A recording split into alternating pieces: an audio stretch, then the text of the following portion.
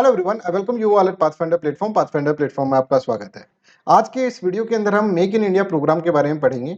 देखिए, अभी पुतिन का फोन गया है प्रधानमंत्री मोदी को। जो वैगनार का इशू हुआ था, वैगनार म्यूटिनी जो हुई थी रशिया के अंदर, उसके रिगार्डिंग डिस्कस कर रहे थे और उस डिस्कशन में एक बात उन्होंने कही है कि मेक इन इंडिया प्रोग्राम जो है that is very very impressive, बहुत इंप्रेसिव है और उसने इंडियन इकोनॉमी को बहुत ही इंप्रेसिव इफेक्ट यहाँ पर दिए हैं। इसके साथ साथ प्रधानमंत्री मोदी से उन्होंने ये भी कहा कि देखिए, हम चाहते हैं कि इस प्रोग्राम का हम अनुकरण करें, मतलब इस प्रोग्राम को हम कॉपी करें। मेक इन इंडिया जैसा प्रोग्राम हम रशिया में भी लागू करें। तो क्या है इसके बारे में, क्या मेक इन इंडिया प्रोग्राम क्या था, इसको हम डिटेल में अंडरस्टैंड करेंगे। क्या मेक इन इंडिया प्रोग्राम के आउटकम्स थे, क्या इसका अगर आप देखेंगे ऑब्जेक्टिव था, वो सभी चीज इसके अंदर डिस्कस करेंगे। तो ये एक video make in India program के बारे में, और ये भी है कि किस तरह से पुतिन ने इसकी प्रशंसा करी है, इस प्रोग्राम की प्रशंसा करी है। But before start I want to let you know that you are at Pathfinder platform. Pathfinder platform आपके लिए एक अग्निपथ बैच लेकर आया है। This batch is very very important for the students जो कि अपना किसी तरह से प्रिपरेशन कर रहे हैं, पर एक गाइडेंस उनको नहीं मिल पा रही है because of the financial constraint. तो हम यहाँ पे 7,999 रुपीज के अंदर वो सभी चीजें जो कि यूपीएससी सीएससी बैच के अंदर होते हैं, 1-1 लाख तक के बैचों के अंदर होते हैं, जैसे कि 900 प्लस आवर्स का classes, mains test series, prelims test series, comprehensive coverage of the syllabus. इसी के साथ साथ free mains mentorship program will also be provided to you. इसी तरह से इंटरव्यू गाइडेंस प्रोग्राम भी आपको यहाँ पर दिया जाएगा, और ये सभी चीजें आपको सिर्फ और सिर्फ 7,999 रुपीज में दी जाएगी। ध्यान रहे, यहाँ पर जो आपको कोड यूज करना है, लाइव डीबी कोड यूज करना है। Live dB code is very very important because ये आपको फीस रिड्यूस कर देगा, प्लस इसके साथ साथ मेरा पर्सनल गाइडेंस भी रहेगा। कोई भी अगर आपको प्रॉब्लम आती है पाथफाइंडर प्लेटफॉर्म के अंदर, या फिर कोई भी सब्जेक्ट के अंदर डाउट आता है, तो 24/7 hours I will be there if you use the code live DB. इसी तरह से ज्योग्राफी ऑप्शनल अगर आपके पास है तो और भी बढ़िया बात है। सिर्फ 14,999 रुपीज के अंदर 3 जुलाई से ये बैच स्टार्ट हो रहा है। कॉम्बो सब्सक्रिप्शन आपको मिल सकता है Agnipath plus geography option. Geography option को अमित कुमार सर पढ़ा रहे हैं, जो एक्स IRS ऑफिसर है, राइट। और यहाँ पर 1 अगस्त से ये बैच स्टार्ट हो रहा है। इसका फीस अगर अलग से आप देख सकते हैं 7,999 रुपीज में भी ले सकते हैं, पर कॉम्बो सब्सक्रिप्शन लेंगे तो थोड़ा फायदा आपको हो जाएगा। सीसेट का बैच भी बहुत ही लो कॉस्ट का बैच है, और इसी तरह से Agnipath prelims test series there, Agnipath mains test series also there. और इसी तरह से आप देख सकते हैं अग्निपथ के ऊपर एक पाथफाइंडर बोध बैच भी है। Bodh batch is for students who are from the Hindi medium, Hindi माध्यम के स्टूडेंट्स के लिए 7,999 रुपीज के अंदर वो सारे फीचर्स जो कि एक अग्निपथ बैच के अंदर है, वो सारे फीचर्स यहाँ पर आपको प्रोवाइड करे जाएंगे। इसी के साथ आप देखेंगे इतनी बड़ी टीम आपके साथ वर्क करेगी सिर्फ 7,999 रुपीज के अंदर। ये मैं आपको इसके अंदर बताना चाहता हूँ। चलिए, तो लेट्स स्टार्ट दिस वन कि क्या कहा है पुतिन ने। सबसे पहले हम ये समझ लेते हैं मेक इंडिया इंडिया के बारे में, और किस तरह से पुतिन चाहते हैं कि हमारी कंट्री में भी, रशिया में भी मेक इन इंडिया जैसा प्रोग्राम यहाँ पर हो। तो देखिए, यहाँ पे पुतिन ने कहा है कि our friends in India and our big friend prime minister Narendra Modi launch make in India initiative. यहाँ पर उन्होंने make in India initiative start करा, और ये जो प्रोग्राम है according to Putin is truly impressive effect डाला है इसने इंडियन इकोनॉमी पे। 2014 के अंदर जो इंडियन इकोनॉमी थी, वो अब 2023 के अंदर अगर हम देखा जाए तो मेक इन इंडिया का बहुत बड़ा इंपैक्ट इसके अंदर आया है। इस तरह से इसके अंदर बोला गया है, it would do no harm. अब फिर ये ऐसे बोलते हैं कि देखिए, इसमें कोई गलत बात नहीं है कि हम इनके इस प्रोग्राम को बिल्कुल कॉपी कर लें, इस प्रोग्राम को इम्यूलेट कर लें, ऐसा हम चाहते हैं। इस तरह से इसके अंदर प्रेसिडेंट व्लादिमीर पुतिन ने कहा है। Even it was not us, क्योंकि ये प्रोग्राम हमारा नहीं है, पर हमारे दोस्त का प्रोग्राम है, तो हमारे दोस्तों के प्रोग्राम को हमको कॉपी करने में कोई भी दिक्कत नहीं होगी। इस तरह से इसके अंदर यहाँ पर कहा है। इन्होंने एक और बात कही है कि इस प्रोग्राम ने सिर्फ और सिर्फ लोकल मैन्युफैक्चरिंग को प्रमोट नहीं करा है, फॉरेन इन्वेस्टर्स को भी इंपैक्ट करा है, और हमारे एक तरह से हमारे ऊपर पूरे वर्ल्ड ने सैंक्शंस लगा रहे हैं। तो इस प्रोग्राम्स के थ्रू रशिया कंपनी को भी बहुत ज्यादा फायदा हो रहा है। तो यहाँ पर देखिए, ये आल्सो असर्टेड।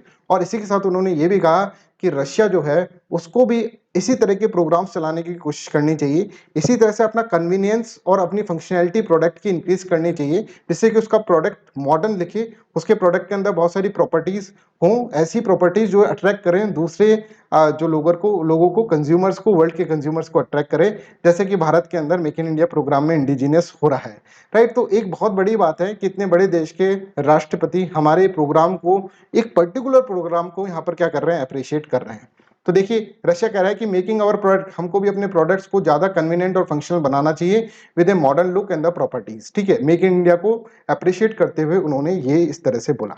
हम मेक इन इंडिया प्रोग्राम क्या होता है, ये आज ये मैं आपको पूरा डिटेल के अंदर समझाता हूँ। तो सबसे पहले हम इसकी वेबसाइट पे जाते हैं, मेक इन इंडिया प्रोग्राम की वेबसाइट पे, और इससे सब कुछ जो भी लिया है हमने अभी कंटेंट, वो सारा इस वेबसाइट से ही लिया। तो देखिए, यहाँ पर मेक इन इंडिया इनिशिएटिव जो है स्टार्ट होता है 25 सितंबर 25 सितंबर 2014। आप देख रहे हैं 2014 में नए इलेक्शंस हुए थे, मई के अंदर प्रधानमंत्री मोदी जी की सरकार बनी थी, बीजेपी गवर्नमेंट बनी थी। और आप देखेंगे उसके अंदर सितंबर के अंदर ही 25 सितंबर 2014 के अंदर कि मेक इन इंडिया प्रोग्राम को लॉन्च कर दिया था, जिसके अंदर इन्वेस्टमेंट को फैसिलिटेट करा था कि मतलब जो भी बाहर से इन्वेस्टर्स आ रहे हैं उनको कोई दिक्कत ना हो और भारत के अंदर आकर वो प्रोडक्शन करें। मेक इन इंडिया मतलब ये नहीं कि हम बना रहे हैं, दूसरे लोग आकर भी भारत के अंदर बनाएं, जिससे कि हमारी जीडीपी बढ़े, जो भी डोमेस्टिक टेरिटरी है भारत की उसके अंदर प्रोडक्शन बढ़े। इसके अंदर एक और बहुत इंपॉर्टेंट इनिशिएटिव था, इसका ऑब्जेक्टिव था टू फोस्टर इनोवेशंस को फोस्टर करें, ज्यादा से ज्यादा इनोवेटिव चीजें बनाएं, ज्यादा से ज्यादा मैन्युफैक्चरिंग इंफ्रास्ट्रक्चर हम डेवलप करें हमारी कंट्री के अंदर, ज्यादा से ज्यादा ईज ऑफ डूइंग बिजनेस करें, जिससे कि ज्यादा से ज्यादा लोग आके यहाँ पर इन्वेस्ट कर सकें और बहुत अच्छे से स्किल डेवलपमेंट को हम क्या करें, एनहांस करें। तो आप यहाँ पर देखिए इसके ऑब्जेक्टिव जो है, facilitating investment, fostering innovations, building best in the class manufacturing infrastructure, making it easy to do business in the India and enhancing skill development। ये सारे ऑब्जेक्टिव थे मेक इन इंडिया के, मेक इन इंडिया इनिशिएटिव के objectives थे, right. अब यहाँ पर देखिए एक कंड्यूसिव एनवायरनमेंट हम प्रोवाइड करें इन्वेस्टमेंट के लिए, modern and the efficient infrastructure develop करें, opening up new infrastructure for the foreign investment, और इस तरह से पार्टनरशिप करें गवर्नमेंट और इंडस्ट्री के बीच में एक पॉजिटिव माइंडसेट से, है ना, एक पार्टनरशिप करें कि इंडस्ट्रीज को क्या चाहिए, गवर्नमेंट उनको फैसिलिटेट करे। इस तरह का एक प्रोग्राम था। मतलब ईज ऑफ डूइंग बिजनेस को हमको क्या करना है, इंक्रीज करना है, बढ़ाना है, और उसको क्या करना है, उसको फैसिलिटेट करना है इन्वेस्टमेंट को। अब इसके अंदर ऐसे 27 सेक्टर्स, ये भी याद रखें 27 सेक्टर्स यहाँ पर चुने गए, और उन 27 सेक्टर्स के ऊपर मेक इन इंडिया प्रोग्राम के थ्रू कि भारत के अंदर आकर बाहर के लोग यहाँ पर बनाए और लोकल मैन्युफैक्चरिंग है उसको भी प्रमोट किया जाए, इस तरह का यहाँ पर देखें। तो इसमें कितने सेक्टर हैं, 27 सेक्टर्स हैं, manufacturing, infrastructure and service activities के 27 सेक्टर्स के अंदर है। मैं आपको ये भी बताना चाहता हूँ कौन कौन से सेक्टर है, बिकॉज कभी कभार एग्जाम के अंदर ये पूछ लिया जाता है।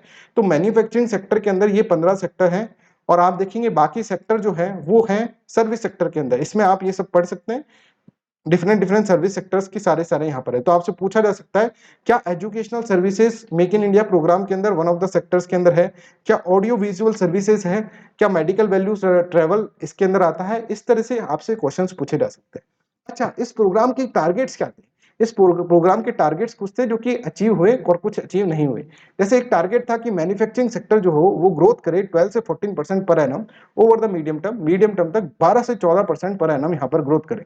पर आप देख रहे हैं 2014 के बाद काफी कुछ इकोनॉमी के अंदर हमारी घबराहट हुई थी, ठीक है, कोविड-19 भी आया, डिमोनेटाइजेशन भी आया, और उसके कारण मैन्युफैक्चरिंग सेक्टर इतना डेवलप नहीं कर पाया। ये किसका क्रिटिसिज्म आप कह सकते हैं। यहाँ पे ये भी बोला गया था कि मैन्युफैक्चरिंग सेक्टर का जीडीपी के अंदर कंट्रीब्यूशन उस वक्त 16% चल रहा था, और 2022 तक हम 25% करेंगे। पर यहाँ पर भी आप देखेंगे तो यहाँ पर भी हम मात खा गए, यहाँ पर सिर्फ और सिर्फ हमने 17% अभी जीडीपी के अंदर कंट्रीब्यूशन है मैन्युफैक्चरिंग सेक्टर का। 2021 का डेटा आपको बता रहे हैं। यहाँ पर 2022 तक की ये बात थी, जो कि हम आगे चल के इसके अंदर करेंगे। और 100 मिलियन एडिशनल जॉब्स क्रिएट किया जाए, इस टारगेट को भी हमने अचीव नहीं करा। हालांकि आप देख सकते हैं हमने बहुत सारे यहाँ पे प्रोग्राम्स को, इनिशिएटिव्स को स्टार्ट करा, जैसे national infrastructure pipeline, reduction in the corporation tax, ठीक है, कॉर्पोरेट टैक्स को रिड्यूस करा हमने। लिक्विडिटी प्रॉब्लम्स जो थी एनबीएफसीज और बैंक्स की, थ्रू लिक्विडिटी कम आती थी पहले अब क्रेडिट सप्लाई जो है वो ज्यादा होने लग गई। ट्रेड पॉलिसी मेजर्स करें हमने, बहुत सारी स्कीम्स चलाई जो कि बहुत ज्यादा फेमस स्कीम रही, जैसे प्रोडक्शन लिंक्स इंसेंटिव स्कीम की, जितना प्रोडक्शन करोगे उसके बेसिस पे आपको इंसेंटिव मिलेगा। फेस्ड मैन्युफैक्चरिंग प्रोग्राम्स, ठीक है, और इस तरह की जो प्रोग्राम्स चलाए इसके अंदर हमने बूस्ट करा हमारा डोमेस्टिक इन्वेस्टमेंट, इसके अंदर बूस्टअप हुआ और बाहर के लोग भी आए। हाँ, इस प्रोग्राम का अगर आप आउटकम देखेंगे, पॉजिटिव आउटकम, तो पॉजिटिव आउटकम में आपको मैं ये बताना चाहता हूं कि पहले एफडीआई जो थी हमारी 45.15 बिलियन डॉलर हुआ करती थी 2014-15 के अंदर, पर आप देखेंगे तो रिकॉर्ड हाई एफडीआई है 2021-22 के अंदर देखेंगे तो 83.6 बिलियन डॉलर की एफडीआई हमारे यहाँ पर आई है। मतलब बाहर के लोगों को हमारे यहाँ पे कंट्री में आकर प्रोडक्शन करना, मेक इन इंडिया करना बहुत अच्छा लग रहा है। पहले सिर्फ और सिर्फ 45.15 बिलियन डॉलर होता था, अब 83.6 बिलियन डॉलर हो रहा है, और ऐसा बोला जा रहा है 2022-23 तक ये 100 बिलियन डॉलर तक पहुंच जाएगा। I hope this is clear to everyone, यहां तक आपको सबको क्लियर है। सेकंड इंपॉर्टेंट ये है कि इंडिया का एक्सपोर्ट जो है, एक्सपोर्ट कब होगा, जब हम क्या करेंगे, जब हम यहाँ पर डोमेस्टिक प्रोडक्शन बहुत अच्छा करेंगे तो एक्सपोर्ट जो होगा उसका परफॉर्मेंस हैज बीन इंक्रीज्ड।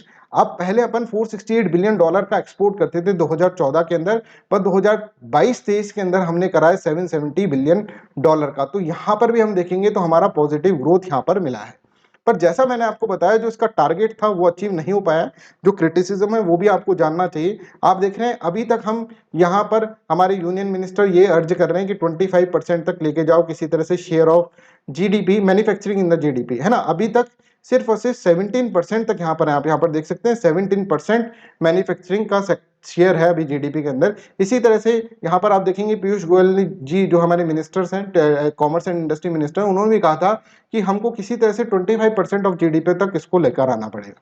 अब देखते हैं कब तक ये टारगेट कंप्लीट होता है। वैसे डेडलाइन 2022 की थी, पर ये टारगेट अभी तक कंप्लीट नहीं हुआ है। इसके रीजंस हम ये भी दे सकते हैं कि इकोनॉमी वैसी रही नहीं जितना हमने 2014 के अंदर सोचा था। डिमोनेटाइजेशन भी हुआ, जीएसटी भी आया, थोड़े नए चेंजेस भी हुए और कोविड-19 भी आया, प्लस इकोनॉमी भी हमारी थोड़ी अच्छी परफॉर्म नहीं करी। पर आपको ये जानकर थोड़ा प्राउड फील होगा कि अभी हम एक तरह से 5th लार्जेस्ट इकोनॉमी है।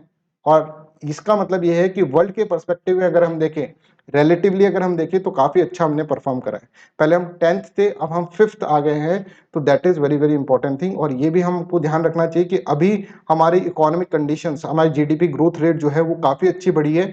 दूसरे जो लोग हमारे प्रिडिक्ट कर रहे थे, ठीक है, उनसे काफी अच्छा बढ़कर 7 पॉइंट समथिंग अपन ने जीडीपी अचीव करी है इस बार। तो this is how you have to understand the concept कि धीरे धीरे वो जो बैकलॉग्स क्रिएट हुए थे बहुत सारी इंसिडेंट्स के कारण, ठीक है, बहुत सारी इकोनॉमिक पॉलिसीज के कारण, वो अब छट रहे हैं और भारत एक पॉजिटिव डायमेंशन में जा रहा है। तो I hope this is clear to everyone. This is all about today's video. Thank you so much. Bye bye, take care and have a nice day.